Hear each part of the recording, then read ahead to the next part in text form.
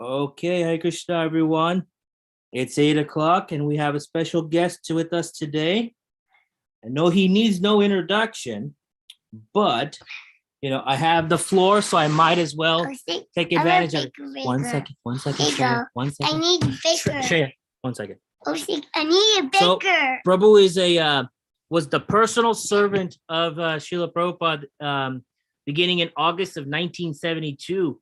His service was to be by Prabhupada's side 24/7, 7 days a week. He traveled with Prabhupada for 2.5 years, and he went all around the world with Prabhupada during that time. So without further ado, we present to you Shrutakirti Prabhu. Prabhu, please take it away.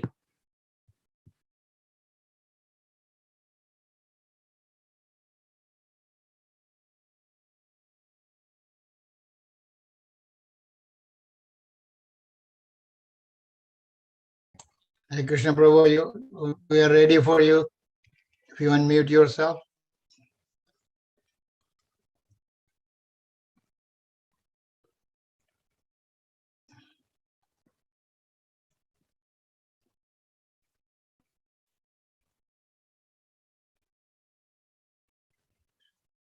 Prabhu, we are ready for you.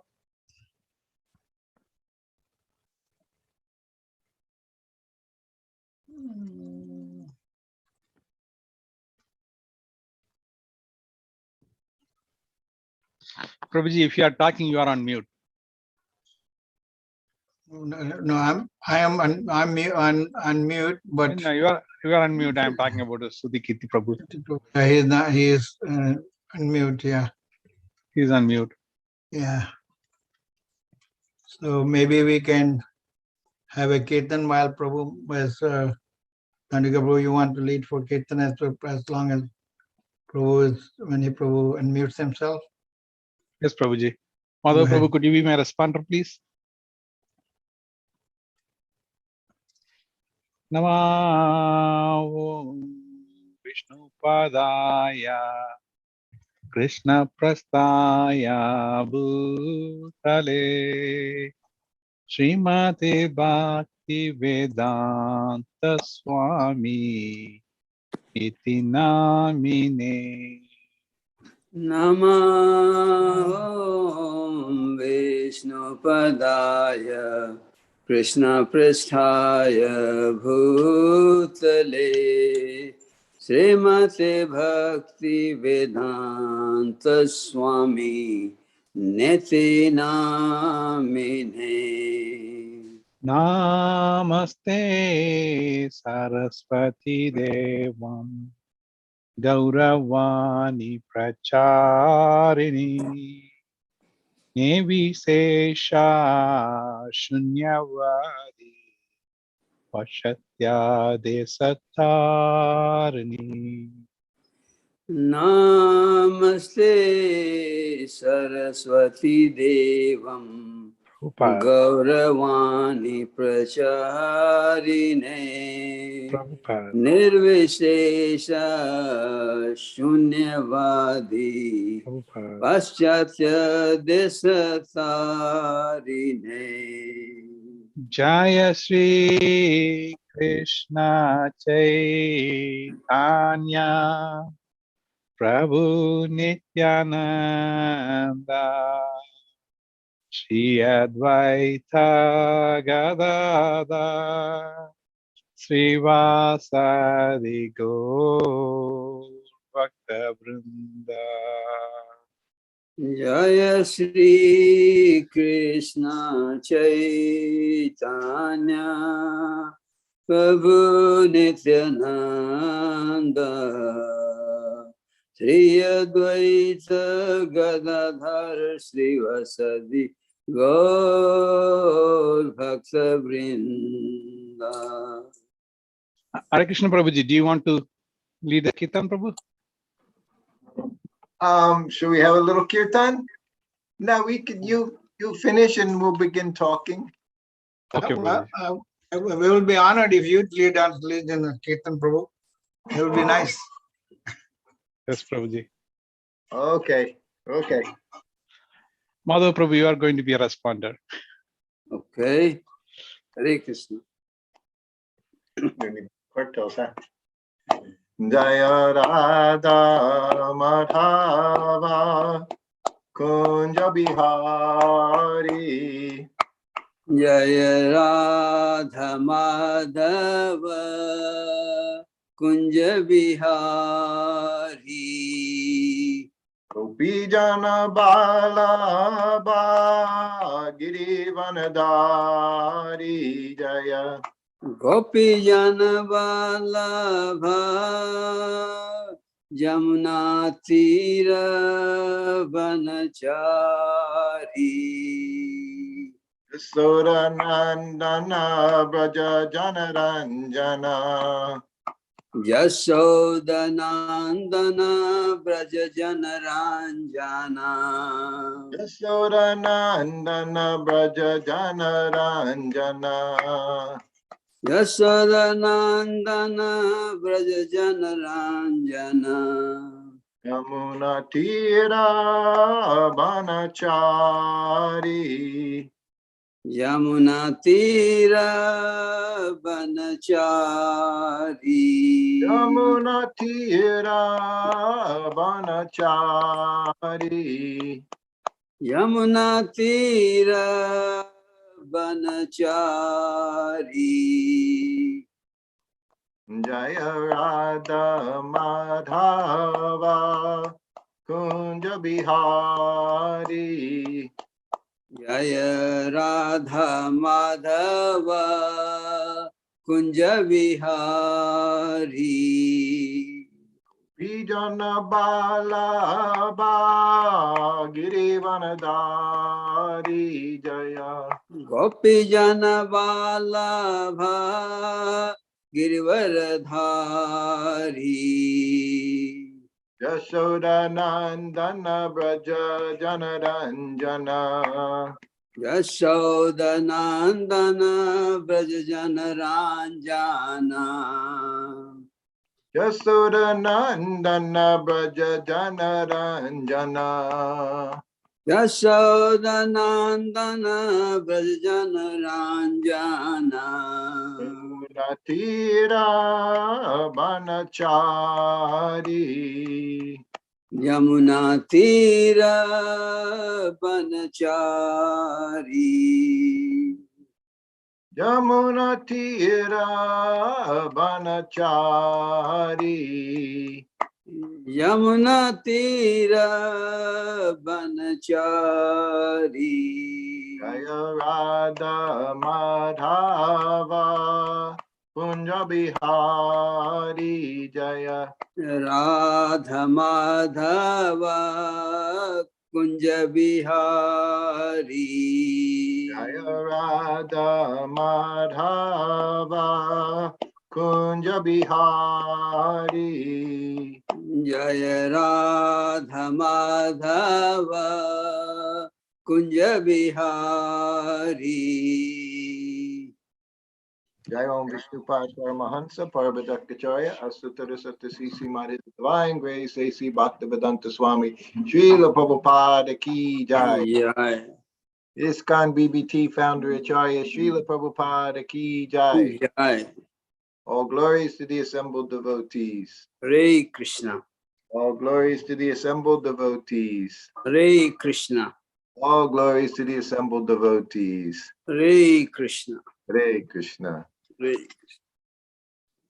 So very happy to be here today with all of you. I see Mahata Prabhu, and your daughter must be Manjari, huh, who wrote me the other day. Hare Yes, Krishna. It is my friend Nisai Gaur Sundar Prabhu. That is his daughter Manjari. I am his friend daughter. Madhav Das. Yeah. Okay. Hare Krishna. I saw on the email she had my address and then it said Daddy. So that was very. Yes, daughter I am her uncle. Yeah. Okay. Little daddy. Yes, Daddy. My daughter calls me Papa. Yes, Prabhuji. Yes. And it's always very nice to have affectionate daughter. So Yes. I just came from Guru Puja. We have our greeting of the deities at 7:15, and then it's followed by Guru Puja. So I saw you, Prabhu. I saw you there. oh, That's why I send you message. okay, yes, our Vrindavan Live. There's, for us here in Vrindavan, we think that there's no better place in the world than to be here in Vrindavan in front of Krishna Balaram. Yes. Yeah. So today, well, for me here, it's November 30th, but for you, I believe November 29th, huh? Your evening time, November 29th. Yes, Prabhu. So November 29th is also, by many devotees, they have Disappearance Day. So November 29th was the day that George Harrison left this world. And of course, he was a great follower of Srila Prabhupada. And Srila Prabhupada gave him a lot of mercy, and he's known back in 1970, all through the 70s actually, but from 1970 71, so many people came to Krishna consciousness because of his music. So they see him very, very much as their first guru in Krishna consciousness, George Harrison. I was able to meet George at Bhaktivedanta Manor in 1973. Prabhupada stayed at Bhaktivedanta Manor for over a month in the summer, August, September 1973. And George, like others, he would come sometimes in the evening for darshan. And of course, when he came, Prabhupada, he was very affectionate. Prabhupada would like father to him. He would rub his head. And the devotees, of course, when George came there, since he purchased Bhaktivedanta Manor for the devotees, so they always took very nice care of him when he came. And they would cook very tasty prasadam.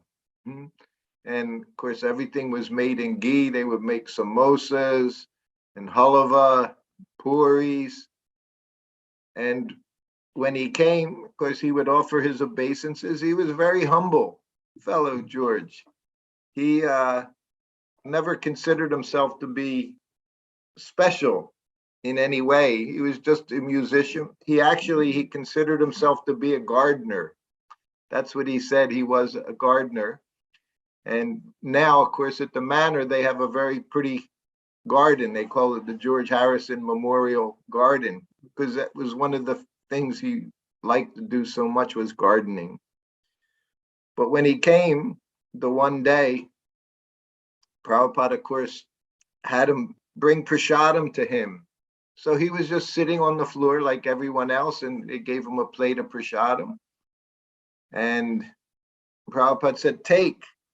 As soon as prasadam is there, the rule is you take prasadam. All other things are ignored, all the formalities. You honor prasadam as soon as it's presented.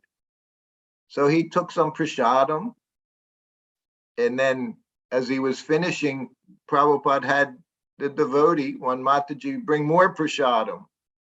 And George was like, Prabhupada, no, I'm full. I ate before I came. He said, I'm already full. And Prabhupada said, take more prasadam. So then they put more prasadam on his plate. He ate more prasadam. And as this is going on, Prabhupada is talking to the guests. So then as he's finishing, Prabhupada called for more prasadam. And George is like, Prabhupada, I can't eat anymore. I'm full. I've taken so much. And Prabhupada said, take prasadam. He said, prasadam can never hurt you. So he made him take more prasadam. So this was his relationship with Srila Prabhupada. You all must know the story of course, he gave the first big donation for the Krishna book, the first volume of Krishna book. I'm sure you're all familiar with that, so I won't tell that story at this time. Did we have a verse today, or I'm just to speak? I think I'm just speaking. I think you just speak, Prabhu. I think just keep on. That's the words when you're talking about Srila Prabhupada. Yes, okay. So as I mentioned when I started, the first thing I did was, of course, I went to Mangal Artik this morning, but although I knew the class was for 7:30, I always have to go to Guru Puja. And there's a few classes that I give that somehow or other they begin around 7:30 in the morning. One is also in Uzbekistan. Sometimes I give class there and it turns out to be 7:30 in the morning. But I always make sure I have to go to Guru Puja, because as we'll tell in this is the first thing we do always is to worship the spiritual master, to give glory to Srila Prabhupada, offer our obeisances to Srila Prabhupada. And as you know, I was with Prabhupada a long time, 2.5 years. And while I was with him, I was able to see Prabhupada as he was establishing, especially in India, so many temples, the temple in Mayapur, temple in Vrindavan, temple at Juhu, temple in Hyderabad. So when I first was with him and we came to India, so in India, Prabhupada went to first Vrindavan. At that time, he was at Radha Damodar temple. And then he had some programs, some Pandal programs, one in Hyderabad, one in Ahmedabad, and then in Mumbai, Bombay. And then he went to Mayapur. So at that time, they had just gotten the land in Mayapur. So there were no buildings. There was one building, just a little go down. It was bamboo walls and thatched roof hut. And that is where Prabhupada stayed when he was in Mayapur. Though there were other places in the area he could have stayed, but he stayed in this very simple place. Now that's of course, they have Prabhupada's place. He told them to preserve that place. As he said, he wanted everyone to see when they come in. Imagine it's under the shadow of what is the Temple of Vedic Planetarium. And then over on the side, you see this very tiny little grass hut. And in there, of course, they have the 24-hour kirtan now. But that's where Prabhupada stayed when he first went to Mayapur, although there was no facility. Of course, obviously, there was no bathroom, no running water. There was his little bed in one corner, and in front of that, where he would sit down. And this was Prabhupada in a way. He was very, very simple. You know, sometimes we hear him talk about the 6 Goswamis and sitting under a tree every night, just very happy in Krishna consciousness. And Prabhupada, he was like that. He liked very much that now he had established this property in Mayapur, this ISKCON, his ISKCON property. And as soon as that was there, wherever he was, that's where he would stay. It didn't matter what kind of facility was there, what kind of facility wasn't there. Prabhupada stayed where his place was. And then we came back there a year later. And now they were, of course, building the Lotus Building. This was the first building that Prabhupada gave the directions how to do the Lotus Building. Beautiful verandas, open verandas all the way around, all the rooms. And then he stayed in his room there. And of course, again, his room wasn't finished. Prabhupada, when he was in India, had a way of staying in unfinished rooms, but he would insist on staying in his room. So then when he went to Mayapur this time, this was 1974, he demanded that he stayed in his room there, even though, again, he could have stayed in other places with better facility. He wanted to stay in his room. So he made everyone, they would have to do so much cleaning, finishing, getting things prepared. Again, there were bathroom at the end of the building, but there's no running water. Electricity is, as it still is today, was off and on, hardly any electricity in Mayapur, but he always wanted to stay in his room. And at the time, I always understood that, Prabhupada didn't like to stay places outside. Sometimes even in Hawaii, when I was with him, he stayed in a hotel room. Bangkok, he had to stay in a hotel room, but he never liked to stay outside in a facility that wasn't at the temple, only in emergency. So here again, although he was there for weeks, he stayed in his room. I would be running back and forth with buckets of water all through the day for the bathroom, for cooking purposes. So then we came to Vrindavan, and this was in September 1974, August, September. And at this time, Prabhupada again wanted to stay in his room at Krishna Balaram Mandir. The temple was still 6 months away from being completed. His room was not finished.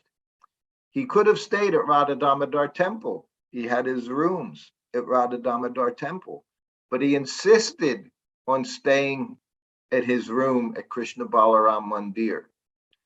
And he would never give advance notice that this is what he was going to do. So when he would come and say, this is where I'm staying, immediately all the devotees, they would have to do whatever they could to make the room as clean as possible, as finished as possible, so Prabhupada could stay there. So while he's staying there, of course, we know you should all be familiar with the name of Sarabi. Sarabi, he was the designer, construction engineer of the Juhu temple, Vrindavan temple. He made the first plans for the Mayapur temple. He also did the temple in Hong Kong after Prabhupada left.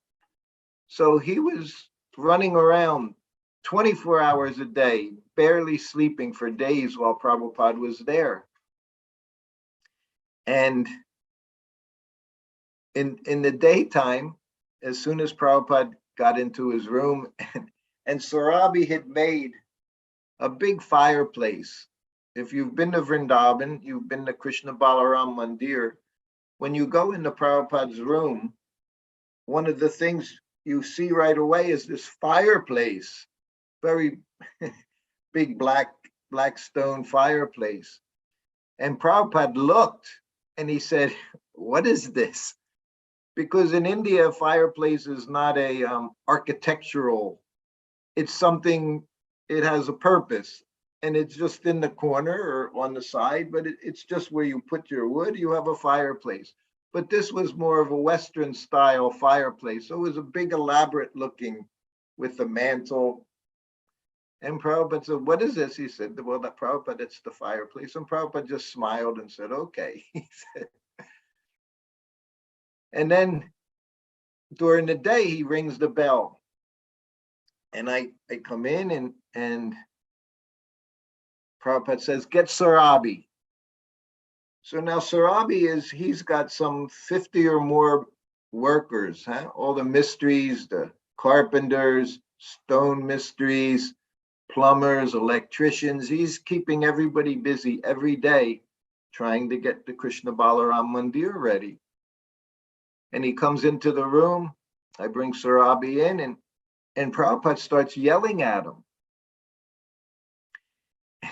Prabhupada had his bathroom and he had Western style toilet, but on it was a plastic toilet seat. So Prabhupada said, I need toilet seat, a proper toilet seat, he said. Wooden, teak. He said, like that. And Sarabi, he was very pragmatic, very practical. Yes, Prabhupada. He said, well, get on it right away. So then he leaves. So at the end of the day, Prabhupada rings the bell. I go in. He says, "Where's Sarabi? Get Sarabi." So I go get Sarabi. For the next 3 days, Prabhupada kept ringing the bell, having me bring Sarabi in, saying, "Where's my toilet seat?" In the meantime, the carpenter, by hand, of course, with his little hammer and chisel, he's making this nice teakwood toilet seat for Prabhupada. But every day, Prabhupada was complaining that it wasn't ready. Sarabi's doing everything. He's got to get this whole temple ready for the opening. But Prabhupada was insisting how important it was to make this seat. And I'm calling, and Sarabi, he would take Prabhupada's chastisement very, very well, better than I ever did. When Prabhupada chastised me, I would just want to crumble into a corner. But he would just sit there and Prabhupada chastised. Yes, Prabhupada, he said, he's working on it. He's very excited to be making this for Guru Maharaj. But Prabhupada just wanted the seat. So finally, of course, he got it. It was very nicely made. Teak wood, it was oiled, everything. So that was 1974. So then is 1976. Now they're having the opening in Hyderabad temple, the grand opening of the temple. They're having the deity installation. And Prabhupada arrives there.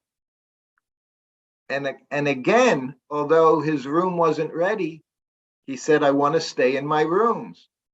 So he had his room, which was just overlooking the temple. There was actually a doorway you would open and you could see into the temple room, the courtyard. You could see all the people in the temple like that. But his room wasn't finished. But Prabhupada insisted on staying in his room. So again, now a dozen devotees, workers, they have to come in, they have to clean everything, polishing the marble, painting the walls, getting everything ready, because Prabhupada insisted on staying in his room. They're about to open the temple, have the installation any day. So anyway, he gets into his room, and a few days later, they have the installation of the deities. This was in Hyderabad. They had, of course, brought the Brahmins, South Indian Brahmins there to chant mantras. They were very respectful to Prabhupada. Prabhupada was very nice with them. So that they have the installation, the deities are installed. And then these Brahmins, they come back the next day. And they come to visit Srila Prabhupada in his room, which is now looking nice. Curtains are hanging, doors are in the doorway. None of these things were there when Prabhupada arrived. But now his room is in good shape. So they came to see Srila Prabhupada before he left. And they brought a Shila, Shalagram Shila with them. And they presented it to Prabhupada. So Prabhupada, he just put it on his desk. It hadn't been installed. It wasn't oiled. Shila, you oil it, and then from that time you begin worship. So it's sitting on his desk for 1-2 days. And Prabhupada's saying, well, we'll bring it to Juhu for the opening, and we can put it on the altar on Juhu.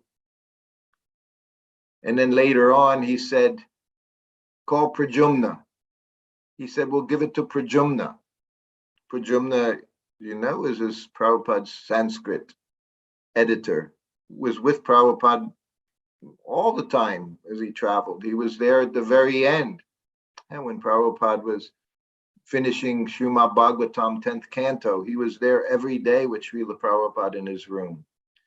So anyway, he said, call Prajumna. Prajumna was Panditji. Prabhupada called him Panditji. So Prajumna comes in and offers obeisances and sit down. And Prabhupada says, they have given me this Shila, Shalagram Shila. He said, would you like to worship? So Prajumna, yes, Prabhupada. He was very eager. So Prabhupada told him how to take care of the Shila. He said, in the morning, he said, you take it, you bathe it. He said, if you have Jamuna, Ganga Jal, like that, little water. He said, then you oil, put some chandan, tulsi leaf. He said, you make up a little fruit plate. He said, and then you're done. He said, half hour. He said, then you're finished for the day. He said, in this way, he said, you worship. He said, and if you're unable sometimes, if you're traveling or you're sick, he said, your wife can do it. He said, then after some time, you have your son. He said, even your son, you can have your son take care of the Sheila. So he introduced, this was the first time Prabhupada introduced Shalagram Sheila. So he gave it to Pradyumna. So then some days go by and now they're in Delhi. And it's the morning time. Just like I told you, I came from Guru Puja. And they're doing Guru Puja at the temple in Delhi. This was before the temple was built, but they have their temple room. They have the Vyasasam where Prabhupada would give class, and they're having Guru Puja go on. And Prabhupada's sitting on the Vyasasam. And he's looking about, and of course he sees right away Pradyumna's not there. And he looks, he says, where's Pradyumna? He said, call him. So we go get Pradyumna. Pradyumna comes down, comes up to see Prabhupada, and Prabhupada says to him, first you do Guru Puja. He said, then you do your puja. Then you do your seva. First business, he said, is to worship Guru Puja, worship the Guru. So this was, Prabhupada understood very well us, his disciples, his grand disciples, and how to help them advance in Krishna consciousness. You know, when Prabhupada first came, the very first temple was called the main temple in ISKCON was New Dwarka, Los Angeles. That was the world headquarters before it went to India by 1975. But up until that time, Los Angeles was considered the world headquarters. And the first pujari, first head pujari there in Los Angeles, and she's in New Vrindavan now, her name was Shilavati. So she was the first pujari that Prabhupada trained up in deity worship. And as you'll see in letters too, sometimes in letters to Srila Prabhupada, when questions are asked, Prabhupada always stressed how we do worship. And the first thing he said was, you offer everything to your spiritual master. And then your spiritual master offers to his spiritual master, then to his spiritual master. And this way it goes up to Lord Chaitanya. And finally, through the disciplic succession. So this was how Prabhupada trained his disciples, trained them in doing deity worship, in the Guru Puja, even how he took care of him. And it was at that point, as I said, in Vrindavan, in Mayapur, in Hyderabad, and then the same thing in 1977 when he went to Juhu. After Prabhupada had gone to London, you remember Prabhupada was ready to go back on a world tour. He was literally skin and bones by September 1977. Prabhupada had lost so much weight, but he wanted to preach. He actually said he wanted to go to the West, he wanted to go to London, and then he wanted to go to USA, and he wanted to go to the Gita Nagari farm, because he wanted to establish the farms. As I'm sure all of you have heard, you know, different time. One point, Prabhupada said, 50% of my work is finished. So the other 50%, he said, was to establish Varnashram and to establish farms. We can see this today, how important this message was from Srila Prabhupada, that these farms will become very, very important in the future. So his idea was he'd go to London, then he would go to Gita Nagari, and then of course you continue on, go to Los Angeles, go to Hawaii, and then back to India. he wanted to enthuse his disciples in preaching. And of course, Prabhupada was preaching right up until the very end. Here in Vrindavan right now, we're on the 10th canto. We're on the 13th chapter. And I think the last verse we just did the other day was like verse 50 of the 10th canto. So it was when Prabhupada came back, well, I'll go back to Juhu. So when he went to London, then his health was failing. He realized he couldn't continue on and he wanted to come back to Vrindavan. But to come back to Vrindavan, first he went to Juhu because he was hoping there would be a temple opening in Juhu, because that was the other temple, Mayapur temple, Vrindavan, and Juhu, which Prabhupada said was his office. And he considered very important temple, Bombay, very important place. Huh? Of course, the temple was months away from being able to be opened. But when Prabhupada went there, and he always had the flats, there was about 4 buildings, and there were 3 stories. And Prabhupada's flat was on the 2nd floor of one of those. And that's where he would always stay. But now they had his quarters in the guest house in Juhu, but they weren't finished. But Prabhupada insisted, again, he wanted to stay in his rooms. So this pattern happened again and again and again. And Srila Prabhupada, the emphasis was always in first you take care of me. First you take care of your spiritual master. This is your business. Whatever else you do, it's always by his mercy. Otherwise, we have no ability to do anything. If we think I have such big service here, I'm, temple president, GBC. Here in India, we have so many committees, ICC, RE, VEB, this committee, that committee. All of these all they are is by Prabhupada's mercy. So again, when he went to Juhu, it wasn't ready. His room wasn't ready. He said, make it ready. You take care of me. And I just see more and more how Prabhupada did things, putting his murti on the altar. In Vrindavan, when they opened the temple, the first thing you do when you go into the temple room, of course, Vyasasan is there where he's sitting, but even you come in through the entrance onto the altars, first deity you see is Prabhupada. So even when the temple was opened, when they had the deity installation, Prabhupada was on the altar. He was there for the opening of the temple. But he understood in this age of Kali Yuga, and at this time, everything, all our ability, it comes from him. And that's for everybody within ISKCON. It's not limited to his disciples, his grand disciples. Now we have great grand disciples, and this will go on for generations, as Prabhupada said, for 10,000 years. But in our society, Prabhupada always emphasized that point, the founder Acharya. Sometimes they would print a book. He would see the book. If his name wasn't on there, founder Acharya A.C. Bhaktivedanta Swami, he would say, look what you've done, or look what you haven't done. I've told I was with him in 1973 when they moved ISKCON Press. ISKCON Press was in New York.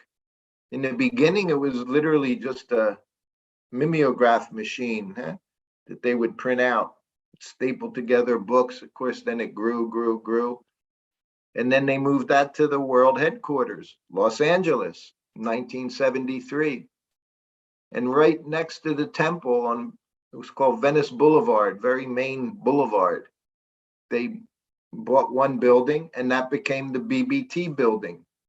And all the books would be stored in there. So on the front, they had a very pretty sign, BBT, Bhaktivedanta Book Trust. The devotees were very happy when Prabhupada came. Just from his rooms, he could walk right there. He would walk and see BBT.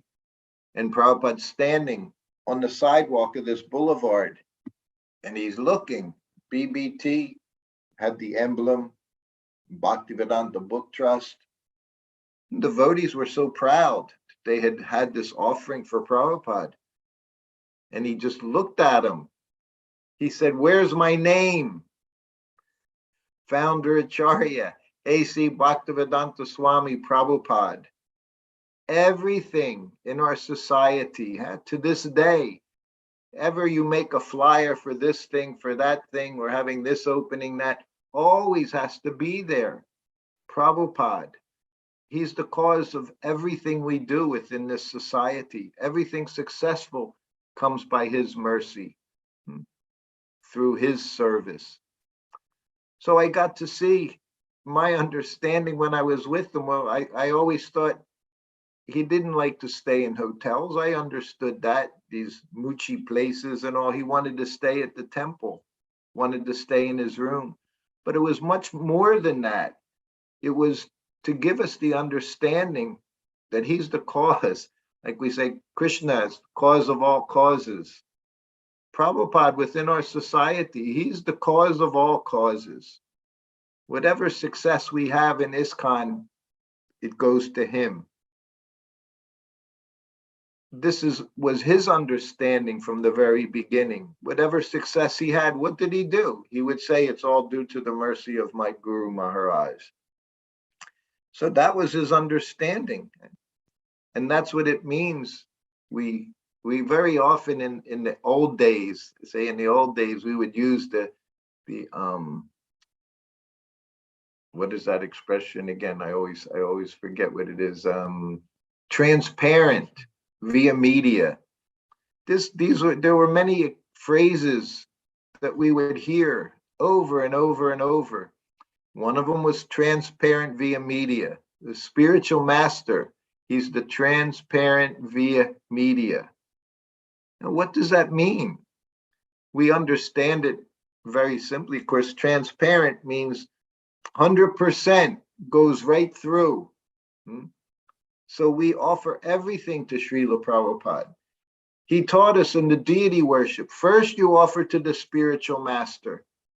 Nowadays, of course, it's come through Hari Bhakti Vilas and this chain and that. You start with Krishna. You offer to Krishna, then from Krishna it goes down, down, down, down until finally you offer to the spiritual master. Many of us Prabhupada disciples, we don't understand this reckoning because Prabhupada trained us the very opposite way. You offer everything to him. We have no ability to offer to Krishna. Who am I that I can offer directly to Krishna? But we know that Prabhupada, he's very merciful and he accepts our offering. He accepts most everything. If it's offered with a little bit of care, little devotion, he accepts it. And then he offers it. He's transparent. He doesn't keep it for himself. He offers it to his spiritual master. So this is how the disciplic succession works. This is what it means to be the via media. That means it's the way. You have a viaduct. It's the way one thing goes from one place to another place, via. So that's the media. Prabhupada is our media to Krishna. Because whatever we give to him, he's offering it to his spiritual master, who offers it to his spiritual master. In this way, Krishna becomes pleased. And in this way, the disciplic succession has potency. So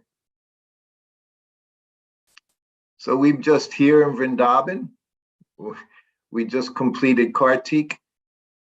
Prabhupada, he must see these people that come here. We had, in the evening time, we had 10,000 people coming, offering lamps.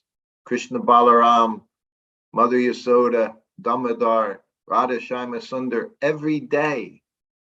When Prabhupada was here, when they opened the temple, he would say, how many people came for darshan? While Prabhupada was here, if 100, 200 people came, he would be so happy to see that these people have come and taken darshan of the deities.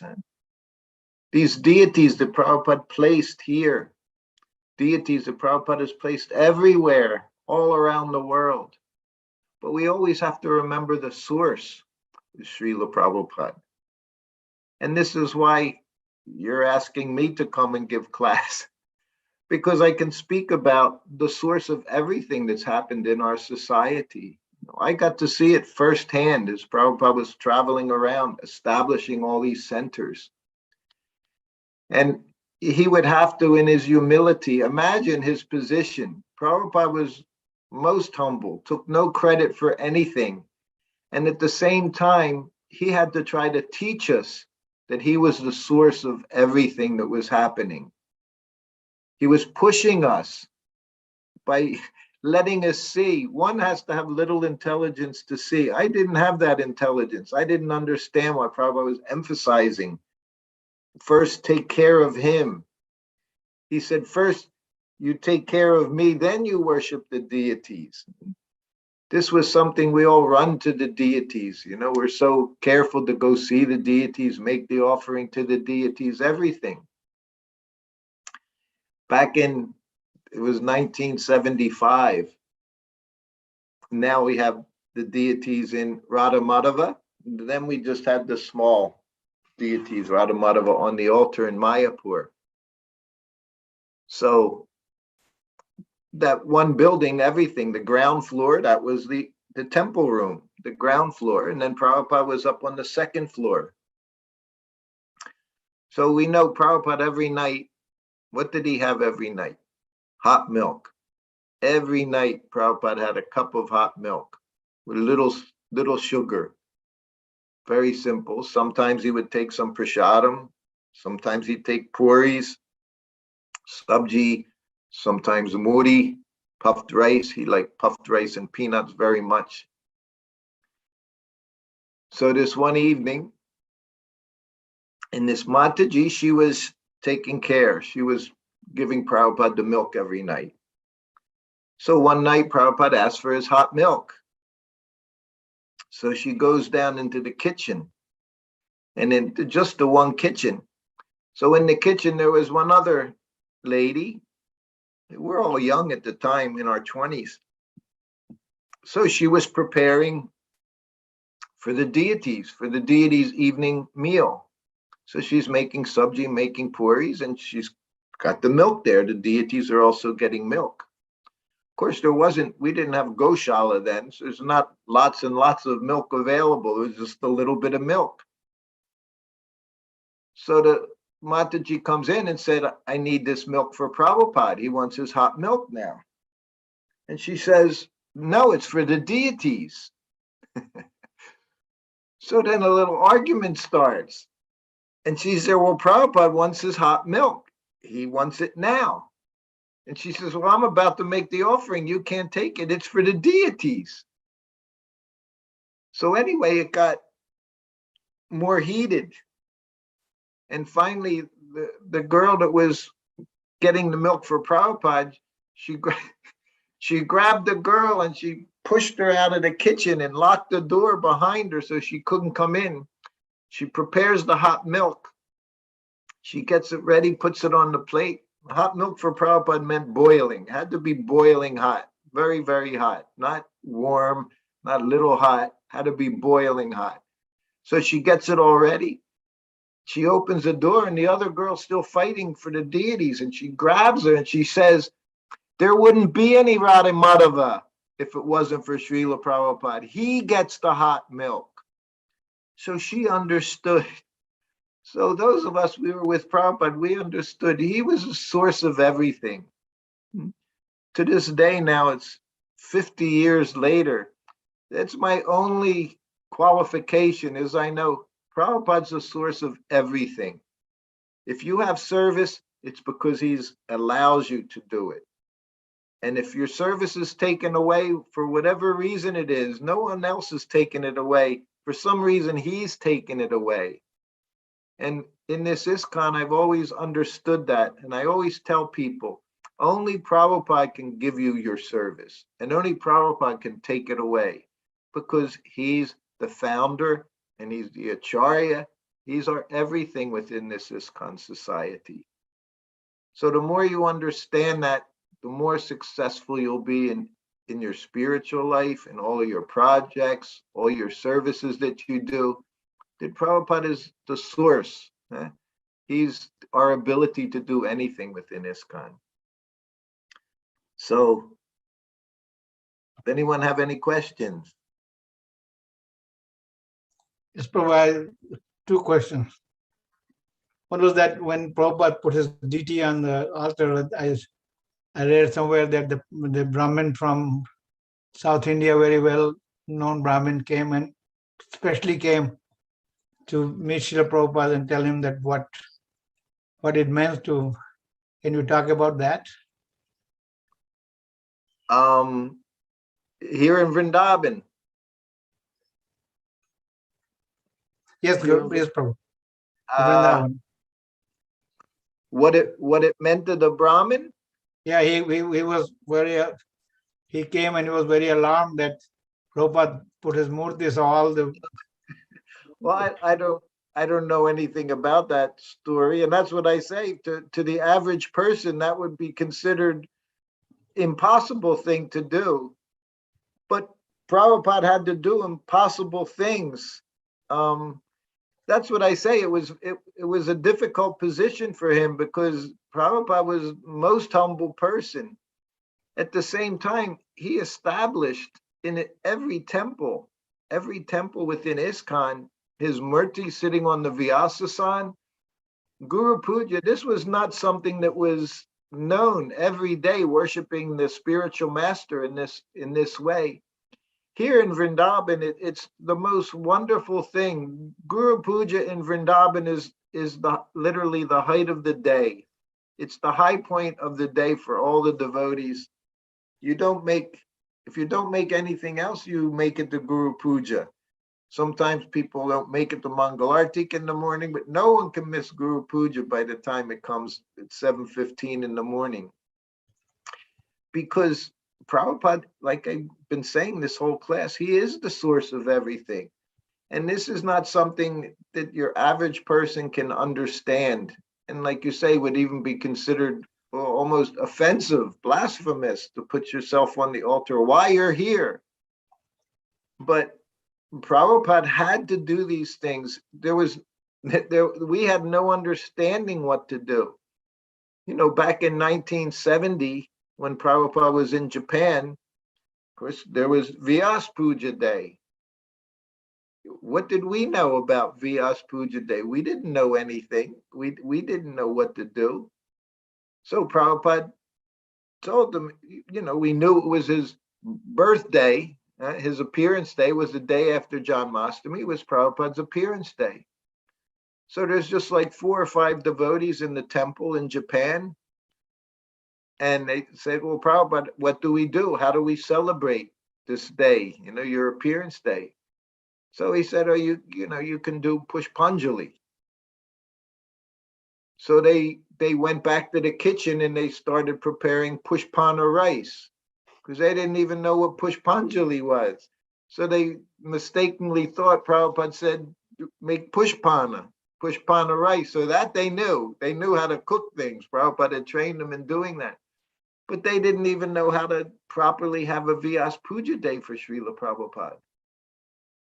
When I first became his servant, and it was literally my first week or two, we traveled from New Vrindavan, then we went to Pittsburgh, then we went to Dallas where we had a temple, and then Prabhupada went to San Francisco, but he stayed at a guest house. It was just a friend of the devotees, just a hippie guy. And they had to clean his place. It was a little cottage. They had to clean it for days to make it presentable for Srila Prabhupada to stay there. And then when Prabhupada came, it was just the living room, had a sofa, a chair like that, cushy chair. So Prabhupada went and sat down in the chair. And there's like a half a dozen devotees there. And they're just looking at Prabhupada. And Prabhupada started talking and he said, when a guest comes to your house, he said, it's customary that you wash their feet. Imagine. So he was our spiritual master. But he's not saying that. He's not saying, I'm guru. You should have foot bathing ceremony. How we should have abhishek. He said it's customary in Vedic culture when someone comes to your house. Then he would even mention Krishna book at the time. Narada Muni comes and sees Krishna and how they're worshiping. Anyone comes to your house. So Prabhupada would use these as examples. He wouldn't say, I'm spiritual master of International Society for Krishna Consciousness. You're all my disciples. You should do like this. You should do like this. So it wasn't a simple situation for Prabhupada because he had to tell us how to do things without telling us how to do it, without explaining why we had to do it. He would explain things sometimes in very subtle ways so that we would do what we should be doing, how we should take care of this ambassador from the spiritual world. Prabhupada was pure devotee of the Lord. We read in Bhagavatam about all these devotees. Prahlad Maharaj and Dhruva Maharaj, and Parikit, Sukadev Goswami.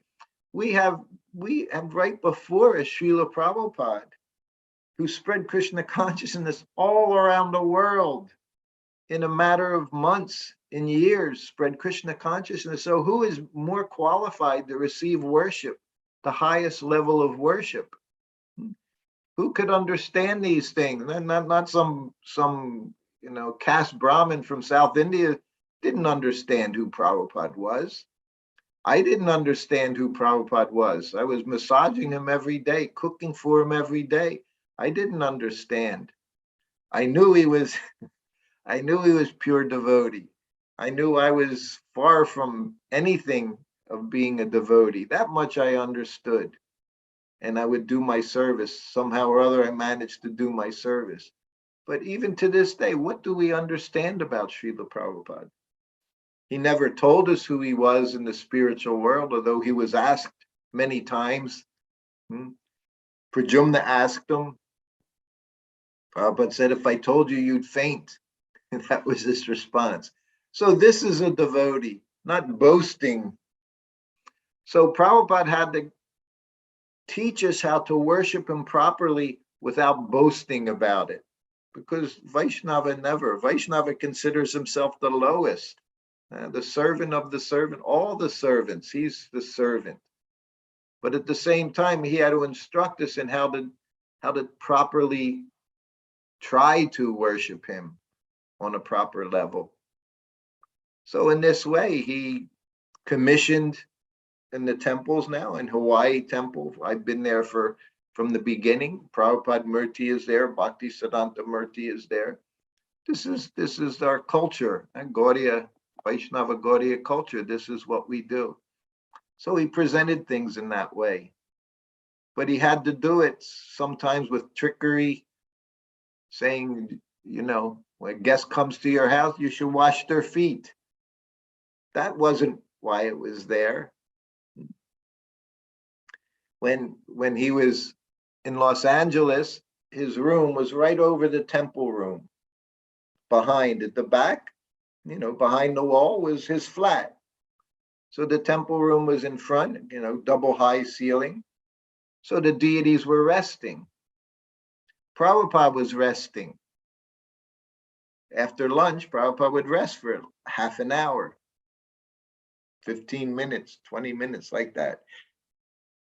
So there was a devotee in the temple room, and he's chanting japa, loudly. So Prabhupada woke up. Then he rang the bell. He called me in. He said, tell him the deities are resting. Why is he chanting so loudly? The deities are taking rest. But what I understood was Prabhupada was resting, but he wasn't going to say, I was resting, he woke me up.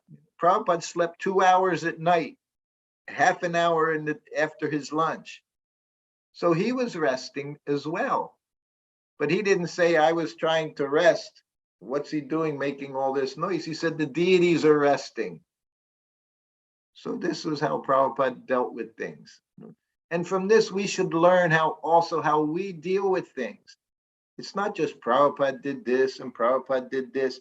Everything is instructive for us, what Krishna consciousness is, how to be in Krishna consciousness. I say I walked into Prabhupada's room 100 times a day. Every time I'd offer obeisances. Every time, without fail. There was no limit. You did it so many times today, finished. He sat there, and it just took a few seconds, but he sat there, I rang the bell. He never said, that's enough. It's never enough. You can never worship your spiritual master. We can never honor Srila Prabhupada enough. There's no limit. Yeah. Does that answer your question, kind of? Yes, Prabhu, very well. I have other question, but I will ask if anybody else has question. Should ask Prabhu before. Hare Krishna Prabhu, I remember one thing very well from your book, that every time you entered Prabhupada's room, you paid your obeisances. And another thing that was really inspiring for me was that when you left your wife with a newborn baby and went to serve him, it's such an, we just stay put at home and don't want to leave the comfort zone of our homes. But you did that, and hats off to your wife who understood that. And We were, when Prabhupada was here, he certainly understood it was a urgent situation. It was an emergency situation. It was a big war going on, and Prabhupada was the commander of this army. So he, sometimes even with the sannyasis, he would say, even no one was qualified to take sannyas. He said, just like when you have a war, he said, and you're on the battlefield, he said, so no one may be qualified to become lieutenant, but still every fourth man, he said, you make lieutenant because of the necessity. So in the same way, most of us traveling with Prabhupada were grahastas. When I first joined him, Prajumna was grahasta with wife and son. Shyamasundar had his wife Malati and a daughter Saraswati, famous Saraswati little girl. But we were traveling with Prabhupada. He never said, you have a wife and daughter, go back to you should be with your children. Even though he would say that now, you take care of your family, this is your priority, raise your children nicely as devotees, you have your temple in your home like that. He said, children are your deity, he would tell the lady when they asked. But at that time, he saw it was an emergency. He even told me when he saw, if you read my book, you know that I did. When we went to Miami Temple and we walked into his room and he saw the picture of Krishna and Arjun's like this, and we walked in and Prabhupada said, I like this picture very much. So I opened my mouth. I said, why? He said, Arjuna, he's so much stress, so much anxiety, because Krishna is telling him, you have to kill your family members, your friends and your family members. He said, you have to kill them. And then he looked at me, he said, what to speak of leaving them? He said, if Krishna wants, you have to kill them. Because he knew I was feeling anxiety because I had a wife, I had family, but I'm traveling with him. But he looked at me and said, what to speak of leaving them? If Krishna wants, you'll kill your family members. So this is how he trained us up. There was no question of comfort. Our business was service. That was our comfort, was whatever he wanted us to do, we would do. And it's because of those devotees, Prabhupada's disciples. Now all of you, we all have the benefit of that, to have a very nice life in Krishna consciousness. So much facility is there. But it's always a good thing to go out of our comfort zone and try to help Prabhupada spread Krishna consciousness. Like we say, right up to his final breath, he was translating the 10th canto. We're coming up to that verse within a few days. That'll be the 64, 10th canto, 13th chapter, text 64. So Prabhupada showed us by his example, we never stop doing our service. And that was his big service, was to give us Srimad Bhagavatam to the whole world. Yes. And there was something else that I had really liked from your book, was that when you all went to a wristwatch shop or Rolex or something, and you thought that maybe all of you will get something, and Prabhupada did not think about it at all. No, that was also a lesson for us. Yes. That was when, that was 1975. So by then,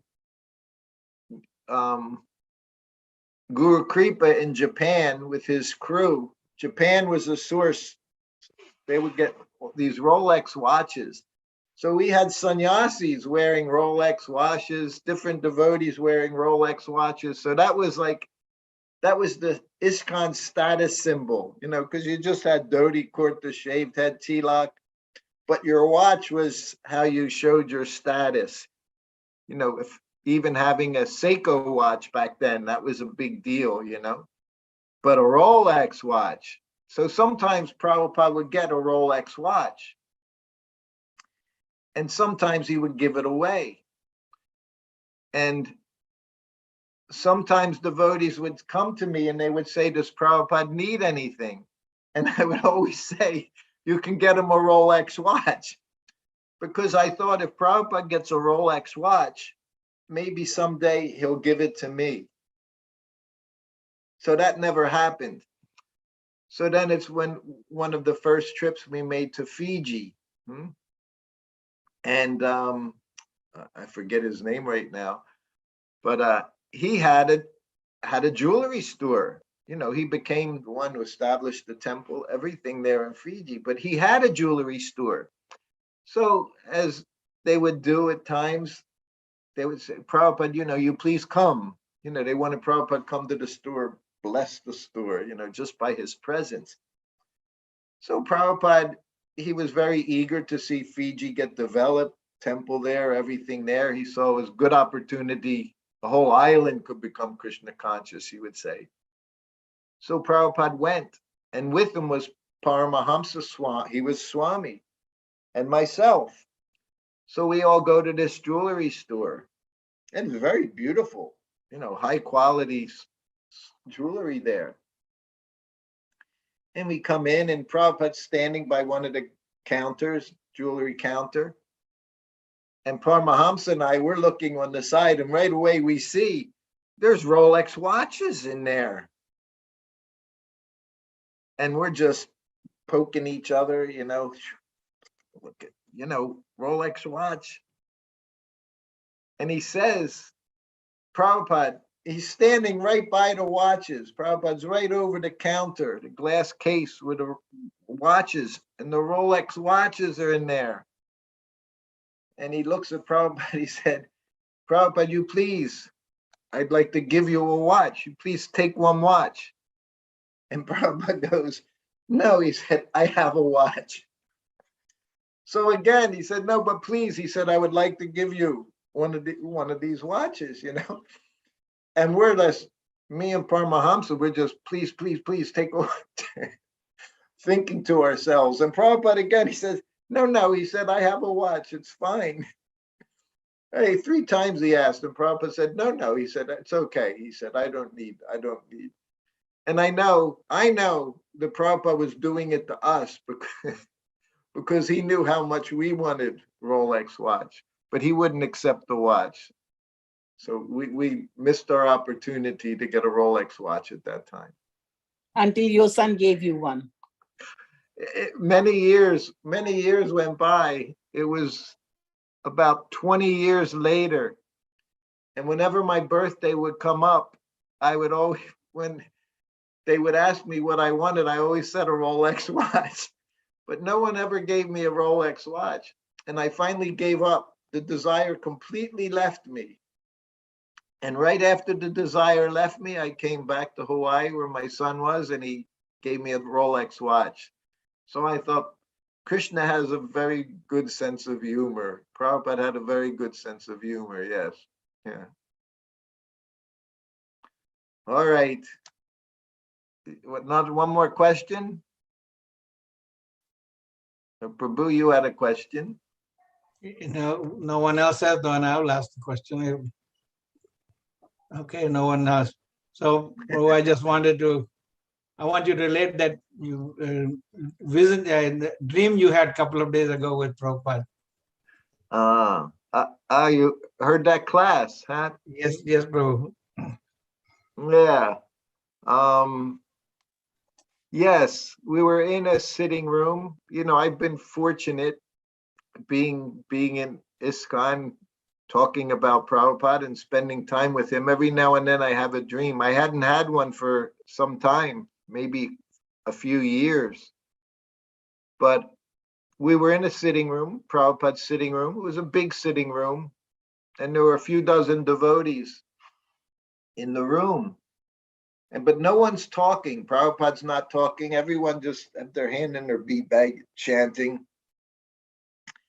But then, and I was standing off to the side as a servant. And I thought, it's time for everyone to leave. You know, this was one of the duties of servant, you know, because Prabhupada wouldn't say anything. So I took it upon myself. I started going and say, okay, it's time to leave. Prabhupada needs to take rest or whatever. And of course, it was difficult. You know, people did, you know, and I have to make them go. I said, it's time to go. Everyone has to go. Darshan is over. And Prabhupada was just sitting there. So finally, everyone's out of the room. And then Prabhupada gets up and he walks towards the door, and I'm following him to the door. And then he opens the door, and there was like a hallway there. So he's standing on the hallway, and I'm standing next to him. And I could hardly speak. It was a dream, and words were coming out choked. And I said, Prabhupada, I said, these devotees, I said, they just see you. I said, just for a moment. And I said, and their whole life is changed forever. I said, just by looking at you for a moment. And he just looked at me. He said, yes, that's true. And then I woke up. So that was just the other day. All these dreams, they come around right when it's time to get up for Mangal Arti. And whenever I see Prabhupada, then I just wake up from that point. I had one dream, and it was here in India, and Prabhupada was in India, and he rang the bell. I came in the room and offered obeisances, and he was sitting back, you know, like he would sit. He has this little table in front of him, but he was sitting back on the cushions, and he had a phone in his hand, cell phone, and he looked at me and he said, what's your number? He said, in case I need to call you.